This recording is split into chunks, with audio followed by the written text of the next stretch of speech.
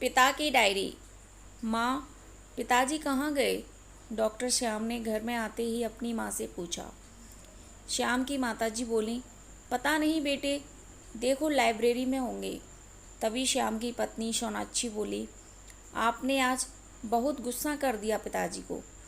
ऊपर बूढ़े हो गए हैं, उनकी उम्र का तो ख्याल किया करो। डॉक्टर श्याम, बूढ़े हो गए हैं लेकिन हरकतें बच्चों जैसी करते हैं। बच्चों के साथ वीडियो गेम खेल रहे थे और शोर मचा रहे थे। इतना भी ख्याल नहीं है कि घर में कुछ लोग आए हुए हैं। डॉक्टर श्याम बड़बड़ाते हुए लाइब्रेरी में चले जाते हैं। वहाँ जाकर देखते हैं कि पिताजी की डायरी खुली हुई है और हवा से पन्ने फड़फड़ा रहे हैं। डॉक्टर श्याम मन ही मन बोलते हैं, देखो डायरी भी खुला छोड़ दिया है, फट जाएगी। ऐसा बोलकर डायरी समेटने लगते हैं। ऐसे तो दूसरे की डायरी पढ़ना मैनर्स के खिलाफ होता है, लेकिन उसमें अपना नाम पढ़कर उत्सुकता से वे डायरी लेकर वहीं चेयर पर बैठकर पढ़ने लगते हैं। जानते हो बेटे, जब तुम पहली बार इस दुनिया में आए तो न जाने कितने ख्वाब इन आँखों में सज गए थे।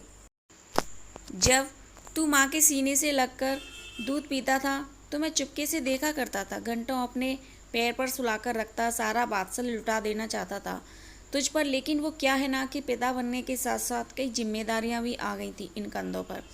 तुम्हारी हर ज़रूरत पूरी करने की जिम्मेदारी, तुम्हें समाज में कामयाब बनाने की जिम्मेदारी, तुम्हें अनुशासित रखने की जिम्मेदारी, तुम्हें मजबूत बनाने की जिम्मेदारी, ताकि तू कदम से कदम मिलाकर इस दुनिया के साथ चल सके। इन सारी जिम्मेदारियों को निभाते निभाते एक पिता कब अपने कोमल भावनाओं के ऊपर एक कठोर आवरण ओढ़ लेता है, ये तो उसे खुद भी नहीं पता चलता।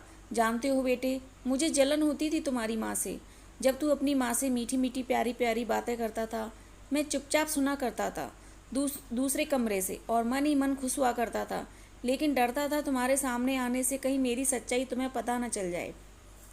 उस दिन जब तुम्हें चोट लगी थी, घुटने से खून बह रहा था, भागकर तेरी माँ दवा लेकर आई और रोती हुई उस पर दवा लगा रही थी। मैं भी भागकर आया था, लेकिन तुझे देखकर अपना सर घुमा लिया था मैंने। तुम्हें लगा था कि मुझे तकलीफ नहीं हुई।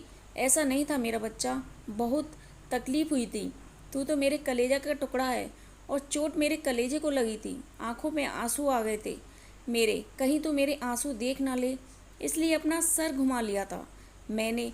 क्योंकि तुझे तो अभी कई बार गिरना था, गिरकर उठना था, ऐसी कई चोटों का सामना करना था तुझे। तू मेरी आंखों में आंसू देखकर कमज़ोर न बन जाए, इसलिए तुम्हें मजबूत जो बनाना था। और उस दिन, जिस दिन तुमसे एक एक रूह का हिसाब मांगा था, ऐसा नहीं था रे पागले कि मुझे तुझ पर विश्वास नहीं था।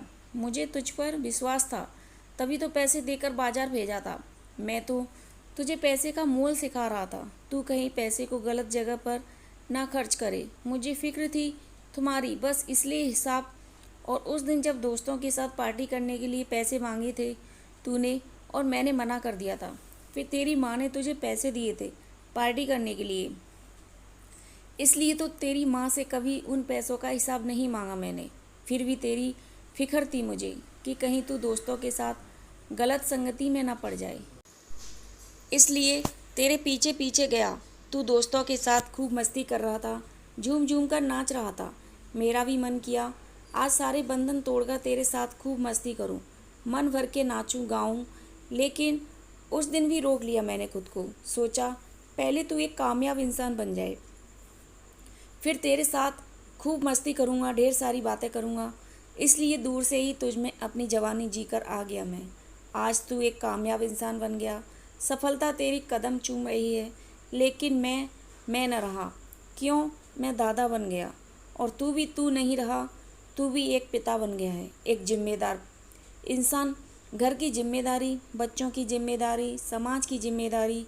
मैं हर परिस्थिति में तुम्हारी स्थिति को समझता हूँ, लेकिन तुम्हें मेरी स्थिति को समझने में थोड़ी देर लगती है।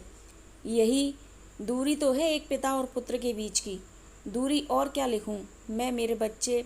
अंत में मैं बस इतना लिखूंगा कि तुझे मैंने तेरी माँ की तरह अपने शरीर के अंदर से नहीं निकाला, लेकिन तू मेरा अंश है। जिस दिन तू इस दुनिया में आया, मैं तेरे अंदर जीने लगा। तेरे चेहरे पर खुशी देखकर अपनी सारी थकान भूल गया। तेरे बचपने में अपना बचपन जीने लगा। तेरे चेहरे पर सुकून देख का अपनी सारी मुश्किलें भूल गया, तेरी जवानी में अपनी जवानी जीने लगा। तू आज भी मेरी स्थिति नहीं समझ रहा है, लेकिन मैं तेरी स्थिति को अच्छी तरह से समझता हूँ। जब तू ये बोलता है कि पिताजी आप तो बच्चों के साथ बच्चे बन गए हैं, तब मुझे हंसी आ जाती है। तू मेरी इस स्थिति को भी समझेगा जब तू दादा बन जाएगा, लेकिन तब शायद मैं इस दुनिया में ही नहीं रहूँगा। इतना पढ़कर डॉक्टर श्याम की आंखों के सामने बचपन से पिताजी के साथ बिताए सारे पल एक चलचित्र की भांति घूमने लगे। उनकी आंखों में आंसू आ गए। तभी डॉक्टर श्याम को सोनाक्षी की आवाज़ सुनाई पड़ी। डॉक्टर श्याम ने पीछे मुड़कर देखा। उनकी माँ और सोनाक्षी खड़ी थीं। डॉक्टर श्याम की माँ बोली, अरे बेटे, तेरे पिताजी यहाँ भी नहीं है तो कहाँ गए? डॉक्टर श्याम झट से अपने आंखों से आंसू पोंछते हुए बोले, मैं जानता हूँ वे कहाँ होंगे, मैं उन्हें लेकर आता हूँ। इतना बोलकर डॉक्टर श्याम बाहर निकल गए। जा पहुँचे उस पार्क में जहाँ बचपन से उन्हें उनके पिताजी ले जाया करते थे। शायद पिता पुत्र के बीच की दूरी खत्म करना चाहते थे, लेकिन कभी ख़त्म नहीं कर पाए। जाकर देखा, पिताजी वहीं उस बेंच पर अकेले बैठे थे। डॉक्टर श्याम वहीं उनके बगल में बैठ जाते हैं और बोलते हैं, पिताजी आपने अच्छा किया जो ये दूरी बनाए रखी। आज मैं जो भी हूँ आपके कारण ही हूँ। कई बार मेरा मन करता था स्कूल बंद करके दोस्तों के साथ मूवी देखने चला जाऊँ। कई बार मेरा मन स्कूल नहीं जाने का करता था। कई बार दोस्तों के साथ पार्टी में शराब पीने का मन करता था, लेकिन हर बार आपका गुस्से वाला चेहरा याद आ जाता था। हर बार आपके डर से अपने कदम पीछे खींच लेता था। पिताजी, आप हर बार मेरा हाथ पकड़कर गलत रास्ते पर जाने से रोक देते थे। बस आज मैं इतना कहना चाहता हूँ कि मैं आपसे बहुत प्यार करता हूँ। इतना बोलते बोलते डॉक्टर श्याम का गला भर आया। डॉक्टर श्याम के पिताजी डॉक्टर श्याम को गले से लगा लेते हैं। कैसे चुकाऊंगा कर्ज उस पिता का इस जन्म में, जिनके बूढ़े हाथों ने मेरी तकदीर बनाई थी। अपने जीवन के सारे रंग छोड़ मेरे भविष्य की सुनहरी तस्वीर बनाई थी। दोस्तों, आपको यह कहानी कैसी लगी कमेंट कर ज़रूर बताइएगा। अच्छी लगी हो तो वीडियो को लाइक, शेयर एंड सब्सक्राइब करिएगा। अपना कीमती समय देकर इस कहानी को सुनने के लिए आपका दिल से धन्यवाद।